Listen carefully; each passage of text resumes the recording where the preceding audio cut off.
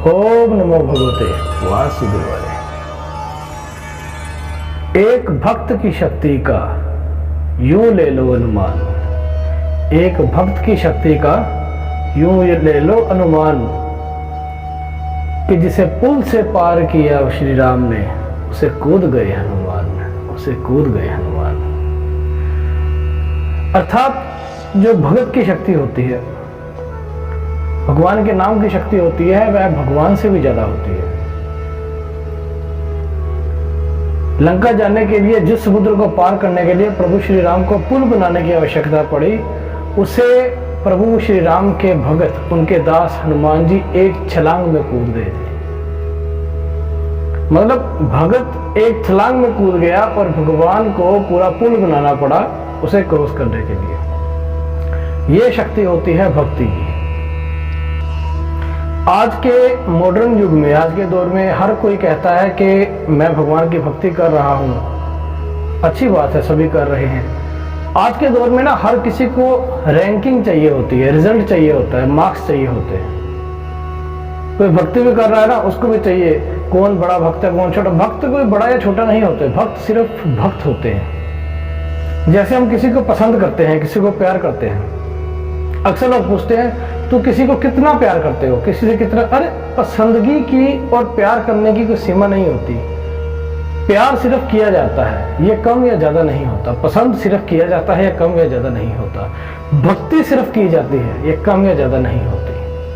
हाँ, भक्ति की स्थितियां जरूर होती हैं।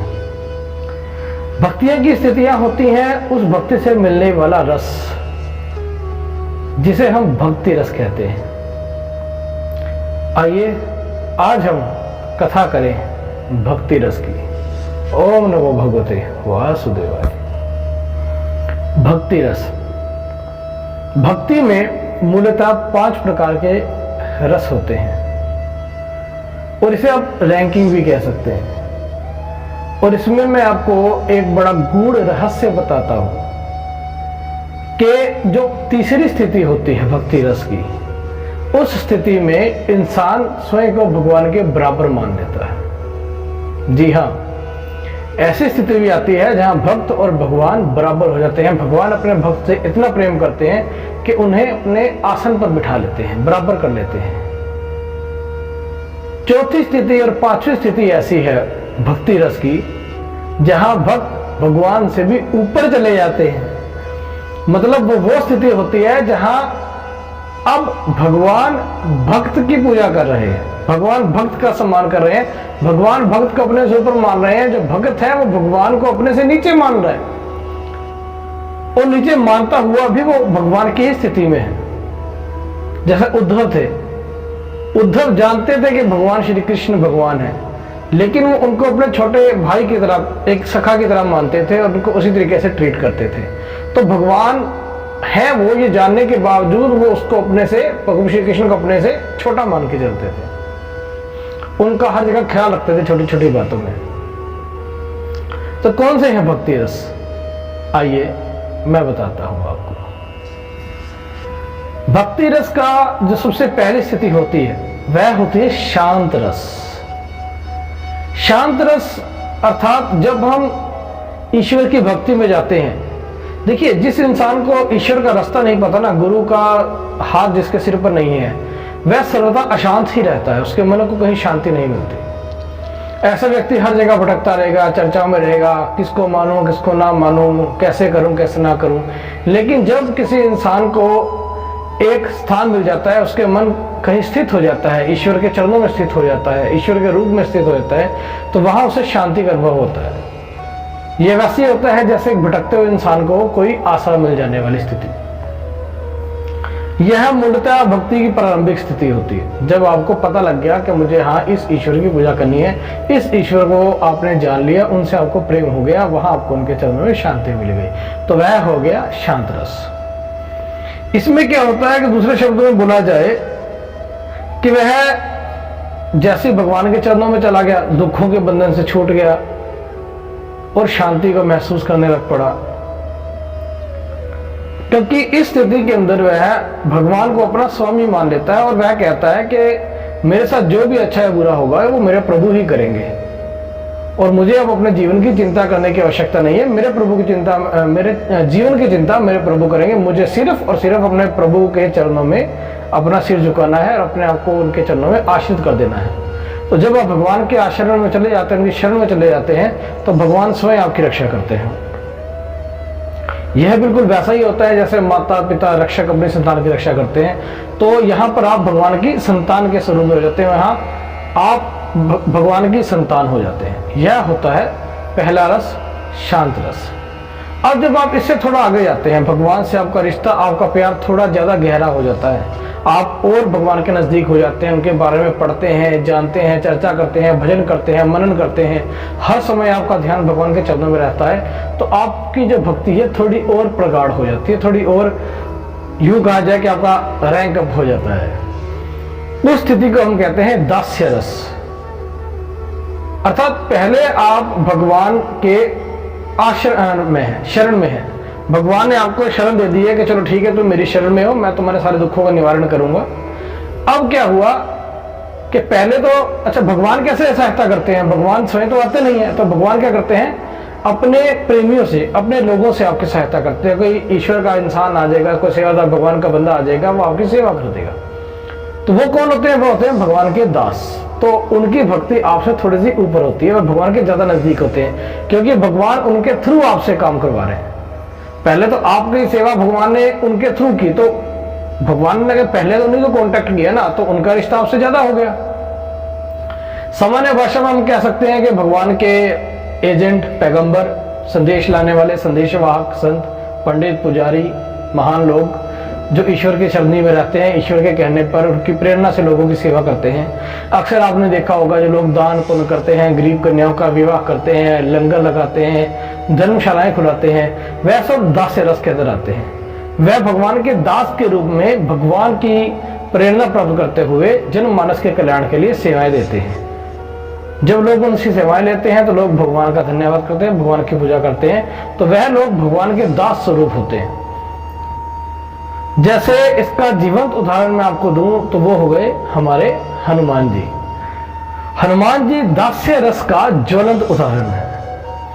अब इसके बाद आता है तीसरा रस। अब तीसरे रस में क्या हुआ कि आपको और प्रमोशन मिल गई, इस तरीके से आपका रैंक और अप हो गया। अब आप भगवान के सखा बन गए, मित्र बन गए, बराबर हो गए। मतलब भगवान ने बोला कि तुम मेरे बराबर हो, वहां आप थोड़ा और आपका रैंक ऊपर हो गया। तो इसे कहते हैं संख्या रस अर्थात सखा रस, जहां आप भगवान के मित्र हो गए। ये वो स्थिति होती है जहां भगत को भगवान में अपना मित्र, अपना दोस्त, अपना प्यारा नजर आता है। वह एक मित्र की तरह करता है। जैसे मीराबाई को श्री कृष्ण के अंदर प्रेमी नजर आता था। अर्जुन संख्या रस के अद्भुत उदाहरण है। अर्जुन को पता था कि श्री कृष्ण भगवान है, लेकिन वह फिर भी उनको अपने मित्र, अपने बंधु, अपने सखा के रूप में लेते थे, अपने भाई के रूप में लेते थे। और श्री कृष्ण भी अर्जुन को कभी भी दास या आश्रित लेकर नहीं चलते थे, अपना मित्र, अपना भाई, अपना सखा ही लेकर चलते थे। यह उन दोनों का प्रेम था। तो जब आप ईश्वर की पूजा के अंदर, ईश्वर की भक्ति के अंदर इतने लीन हो जाएं कि आप ईश्वर को अपने बराबर मानने लग पड़े। अच्छा, ये कब होगा? दोस्ती कब होती है? प्यार कब होता है? दोस्ती और प्यार तब होता है जब हम किसी इंसान को अंदर तक जान लेते हैं। बिना जाने दोस्ती नहीं होती, बिना जाने स्वार्थ की दोस्ती होती है। और स्वार्थ की दोस्ती आप आम इंसान के साथ कर सकते हो जो आपके अंदर का स्वार्थ नहीं जानता, लेकिन भगवान तो सबको जानते हैं। तो भगवान के साथ आप स्वार्थ नहीं कर सकते। तो भगवान के साथ आपकी दोस्ती होगी तो सच्चे हृदय की होगी, और सच्चे हृदय की दोस्ती बिना जाने परखे नहीं होती। और सच्चा दोस्त कौन होता है? जो अपने दोस्त के लिए लड़ जाता है, खड़ा हो जाता है कि नहीं, मेरा दोस्त सही है, मैं अपने दोस्त के बारे में सब जानता हूं। क्योंकि जिसको आप नहीं जानते उसके लिए आप लड़ नहीं सकते ना, बात नहीं कर सकते। तो संख्या रस तक जाने के लिए, सख्य रस तक जाने के लिए, मित्र रस तक जाने के लिए बहुत जरूरी है कि आपको ईश्वर के प्रति लगभग सब कुछ पता होना चाहिए, उनकी सारी लीलाओं का वर्णन होना चाहिए, ताकि सृष्टि के अंदर, दुनिया के किसी भी कोने के अंदर कोई भी इंसान आपके सखा के बारे में कोई गलत बात बोले, आपके भगवान के बारे में कोई गलत बात बोले, तो आपके पास तथ्य हो उसको चुप कराने के लिए, एक मित्र की तरह आप उसको लड़ने के लिए तत्पर हो कि नहीं, तुम मेरे सखा के बारे में गलत नहीं बोल सकते, मैं अपने सखा के बारे में सब जानता हूँ। लेकिन अगर आप उनके बारे में जानते नहीं होंगे तो कोई भी इंसान उनके बारे में ऐसी ऐसी बात कर देगा और आप चुप हो जाओगे। और अगर आप उन्हें सखा की रक्षा नहीं कर सकते, सखा के लिए लड़ नहीं सकते, तो आप सखा कैसे हुए? आप मित्र कैसे हुए? तो भगवान का मित्र बनने के लिए, भगवान का दोस्त बनने के लिए, सखा रस में जाने के लिए, उस स्थिति को पाने के लिए भगवान को जानना बड़ा जरूरी है। और भगवान को जाने बिना वो सखा रस में नहीं आ सकते। अब आप खुद डिसाइड कीजिए कि अगर आपको भगवान का मित्र बनना है तो उसके लिए आपको उस लायक बनना पड़ेगा, भगवान के बारे में जानना पड़ेगा। अब जब आप भगवान के सखा बन गए, मित्र बन गए, उनकी भक्ति आप कितनी हो गई, तो क्या होता है ना कि एक समय ऐसा आता है जो सखा होता है वह अपने दोस्त को का रक्षक बन जाता है। अब दोस्त ही दोस्त के काम आता है ना। तो आप उस स्थिति में, जो चौथी स्थिति है, अब तीसरी स्थिति के अंदर आप भगवान के बराबर आ गए, मित्र हो गए। दोस्तों में तो बराबर का रिश्ता होता है, लेकिन जब चौथी स्थिति में आप पहुंचते हैं तो वह होता है वात्सल्य रस। वात्सल्य रस अर्थात ममता वाला, प्यार वाला रिश्ता। जैसे बड़े भाई का छोटे भाई से, पिता का पुत्र, ऐसे होता है। अक्सर हम अपने घरों में महिलाएं जो होती हैं लड्डू गोपाल जी को स्थापित करती हैं। लड्डू गोपाल जी के रूप में जो कुंवारी स्त्रियां होती हैं उनको छोटा भाई नजर आता है, जो वैवाहिक स्त्रियां होती हैं उन्हें अपने पुत्र नजर आता है। तो इस स्थिति में वह भगवान की जो पूजा करती हैं वो अपने से ऊपर का लेके नहीं चलती, वो अपने से छोटा लेके चलती हैं। जैसे एक माता पिता या बड़ा भाई या बड़ी बहन छोटे बेटे छोटे भाई की रक्षा करते हैं, ख्याल करते हैं, वैसे ही लड्डू गोपाल जी की सेवा होती है। उनको नहलाया जाता है, खाना खिलाया जाता है। अब सृष्टि को खाना खिलाने वाले भगवान श्री कृष्ण के लड्डू गोपाल स्वरूप में भूखे बैठे रहते हैं कि कब मेरा भक्त आएगा, मुझे खाना खिलाएगा। अनन्य इतनी सत्य कथाएं हैं फैली हुई प्रांतों में, जहां लड्डू गोपाल जी ने स्वयं लोगों को, जो अगर कोई सेवादार है भूल गया है, कुछ हो गया, तो लड्डू गोपाल याद करा देते हैं। कई कथाएं हैं ऐसी। तो वात्सल्य भाव में वो स्थिति आ जाती है जहां आप भगवान को अपनी संतान के रूप में, अपने छोटे भाई के रूप में इस प्रकार से आप देखना शुरू करती है। तो इस स्थिति में भक्त भगवान से ऊपर हो जाता है। इस स्थिति में भक्त भगवान की रक्षा करता है। भक्त भगवान का सारा कार्य संभालता है, उनको खाना खिलाना, सेवा करना, सब कुछ करना, मेरे भगवान का कुछ होना जाए उनका ख्याल रखना। इसका जो साक्षात स्वरूप है अगर आप देखेंगे तो वो है नंद और यशोदा। नंद और यशोदा वात्सल्य रस के जीवंत उदाहरण है कि भगवान श्री कृष्ण स्वयं उनकी संतान बन के उनके पास रहे। तो भक्ति की वो पराकाष्ठा है, भक्ति का वो रस है जहां पर भक्त जो है वो भगवान के माता पिता के समान हो जाता है, अर्थात भगवान से भी ऊपर हो जाता है। वात्सल्य रस।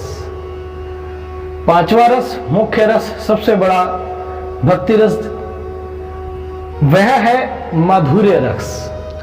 यह है हाईएस्ट रैंकिंग, अगर आपकी भाषा में बोले तो हाईएस्ट रैंकिंग भक्ति की संपूर्ण प्रकाष्ठा माधुर्य रस।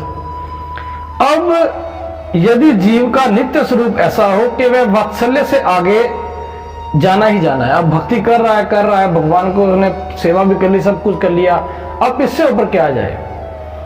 तो इस स्थिति में क्या होता है, जीव का भगवान के साथ ना सखी भाव, कांता भाव उत्पन्न हो जाता है।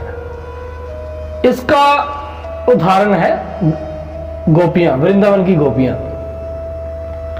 अब देखो इसमें क्या होता है, राधा रानी, ब्रज की गोपियां कान्हा को अपनी उंगलियों पर नचाती थी। यहां पे भक्त भगवान को अपनी उंगलियों पर नचा रहा है। सारी सृष्टि को खाना खिलाने वाला माधव माखन के टुकड़े के लिए गोपियों के सामने नाच रहा है, खिला रहा है, खेल रहा है, दौड़ रहा है, लीलाएं करता है। तो माधुर्य रस के अंदर जो होता है वो पहुंच जाता है कि एक ऐसा प्रेम हो जाता है, यहां दोस्ती से भी आगे चले गए, यहां प्रेमी वाला भाव आ गया। लेकिन ये प्रेमी मतलब वो प्रेम नहीं, शारीरिक प्रेम नहीं जो इंसानों के प्रति होता है, जो कि एक ईश्वर, एक परमात्मा और आत्मा के प्रति जो प्रगाढ़ प्रेम होता है, अर्थात ये मेरा प्रेमी है, सगा है, सबसे ऊपर है, वह वाला भाव होता है। द्वारका में प्रभु श्री कृष्ण की जो पत्नियां थी, वृंदावन की जो गोपियां, ये सब जो है माधुर्य रस के जीवंत उदाहरण है। भक्ति रस में, भक्ति की पराकाष्ठा में जो हाईएस्ट रैंकिंग है, सबसे उच्च स्थान है, वह जो होता है माधुर्य रस का होता है।